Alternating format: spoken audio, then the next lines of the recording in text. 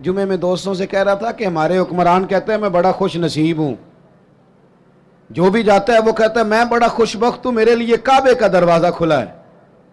تو میں کہتا ہوں کعبے کا دروازہ کھلنا کمال نہیں، کعبے والے کی بات ماننا کمال ہے۔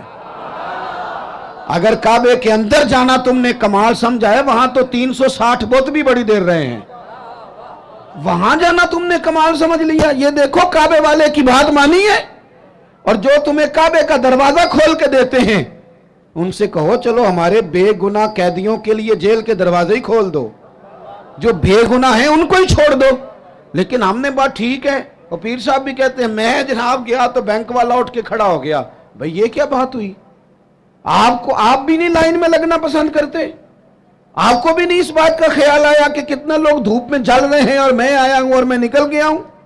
خدا کے بندو، جب تک بے لوث درد نہیں ہوتا